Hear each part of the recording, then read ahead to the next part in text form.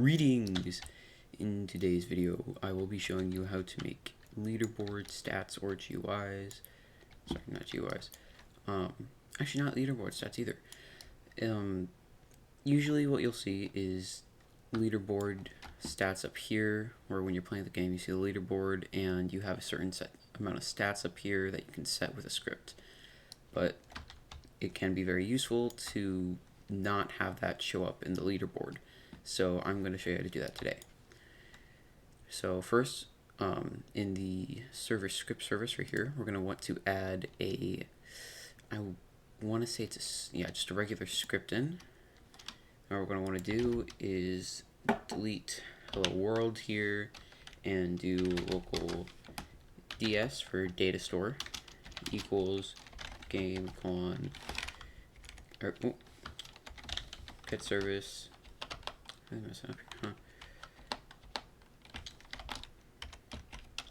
GetService, DataStoreService, and then we're going to want to basically just like name our data store. So I'm going to name mine. We'll just do points for now, I guess. So local points equals DataStore colon get DataStore, and then it's keep writing the wrong thing. Points DataStore, right, like this, and then we're going to come down here and we're going to do a function. So game.Players.PlayerAdded connect function, and then we're going to name this function player, like that. And then inside of this function, what we're going to do is we're going to create a folder. So local folder equals instance.new folder,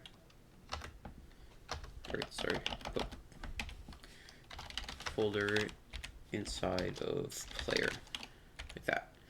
And then what we're going to do is name the folder. So folder.Name equals, we're going to call it points. Make sure that's inside parentheses here, or else it's not going to name it. Then we're going to go down again, and we are going to get the different values that we want inside of this folder. So what we want to actually like save the points. So I'm going to do local points equals I think we're going to want to do an IntValue. So instance.new IntValue handles numbers, I believe. That's why we're doing this. And then we're going to go to the player, or inside of the folder, my bad. And then we're going to want to set the name, right? Points.Name equals we're gonna name this I don't want to name it the same thing, so I'm just gonna do current points, and then when we come down here again, we're going to do points.value like this, and the value is going to be, well, for the value we're going to get the points.ds, GetAsync for plr.UserId, and then we're going to set a base value. So what all this did right here is it got the points value, so it got the int value right here that we put inside the folder. It is going to set the value when the player joins the game from the function. It's going to get, like, basically just get the data store up here, and it's going to make sure that has the right player, and if it does, then it's going to give them their points. But if you want them to have a set amount of points when they first join the game, so they haven't gotten anything yet, we're going to do or 10. And for now, we're going to do that, just so you can see that you're not going to get any points if you don't put that there, and then we'll set it back later. And then after this, still inside the function, we're going to do what is it? I think it was Points.Changed, and then we're going to make another function inside of here. So connect function, and then we're going to name this. Actually, we're not going to name this function. And what we're going to do is we are going to do pointsDS SetAsync, and we're going to set it to, first we're going to set the player user ID, and then after that we're going to do Points.Value, like that. What this does is if we change the points at all, it's going to run this function. It's going to change their data store up here. So it's going to change the saved data to the new value of our points up here. And then once we do that, we're going to come down here. We're going to do, oh wait, never mind. You can, sorry. So basically, what I almost did there is you can keep going after this function, basically this function right here. So we can double enter here, because this is the end for this function, this end right here. This end is for the function that this one is inside of. So if we put a couple of spaces in between here, we can do this again if we want to have multiple data stores. So if we want 2 data stores, so we want points and let's say we want power as well, we can just copy all of this, paste it down here, and then change all of the names and whatnot. We don't have to copy this top folder here unless you want to. I'm not going to do that though because I'm lazy. So after this, what we're going to do is we're going to do game game.Players.PlayerRemoving, yeah, player removing right here. Then we're going to connect to another function, and we are going to want to name this function player again, like that.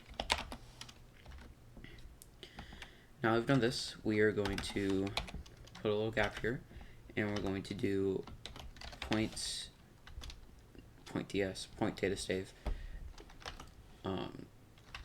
set async to the plr.UserId, basically what we did right here. And I'm going to do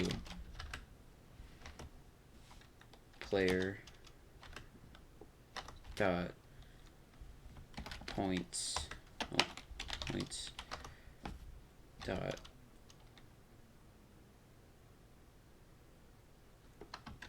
CurrentPoints.Value. Now, usually what we're doing here is we're just grabbing all of this from up here, getting the variable names, but since these variables are inside the function, we can't call them outside of the function, I do not believe. So we have to do what the game sees instead of what we see inside of the function here.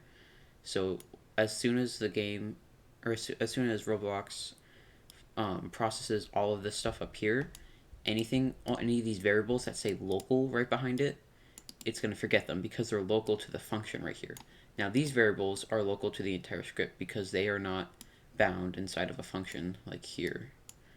And so since we're adding these inside of the player and we actually named them different things, we can now call them outside of the function like this. And if you have multiple saves, like I tried to show you earlier, between the ends right here, and you just paste it in, what you're going to do is you're just going to copy this and then paste it down, name this whatever. Oh, and if you want to have a second data store, you're also going to have to duplicate this thing right here and change the name. And then you just go through change names of everything. So we're going to, if we did power for this instead, we're going to do this power.ds or power data store. And then we're going to come over here and we're going to, let's say we made a new folder. So we're going to go to the power folder and current power.value. But again, we didn't do that. So, and then right here, just to show you that it did actually save, we are going to come on here and we're going to go to start a GUI, add a screen GUI in.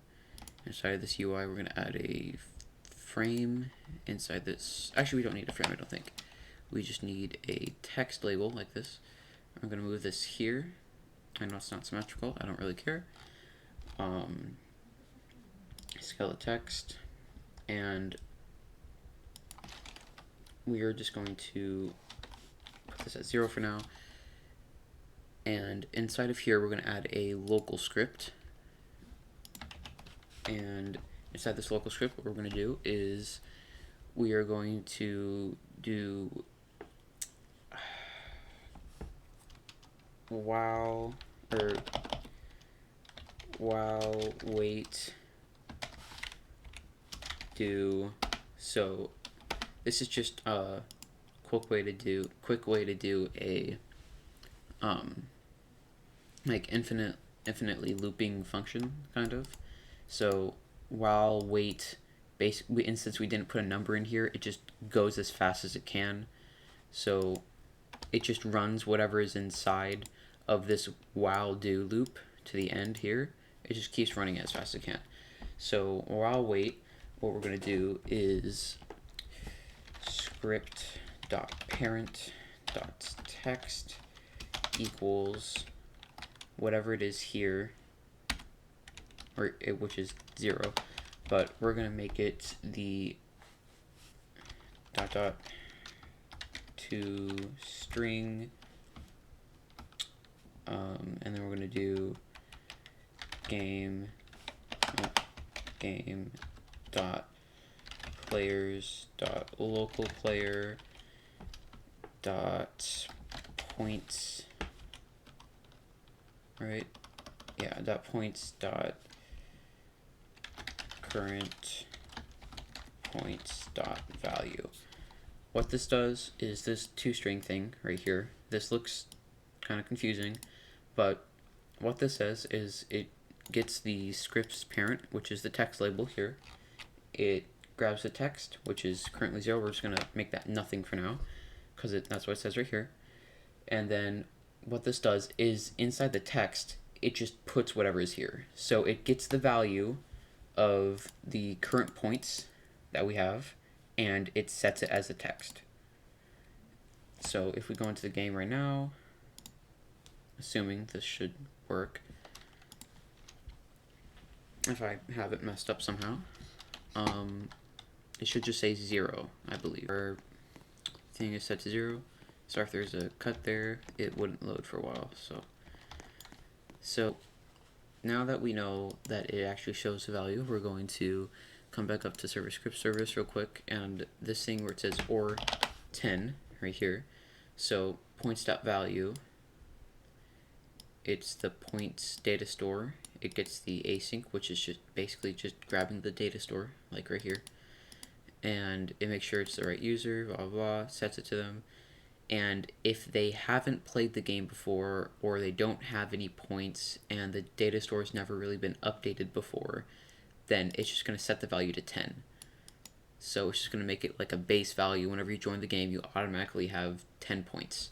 So if we go over here and click play one more time,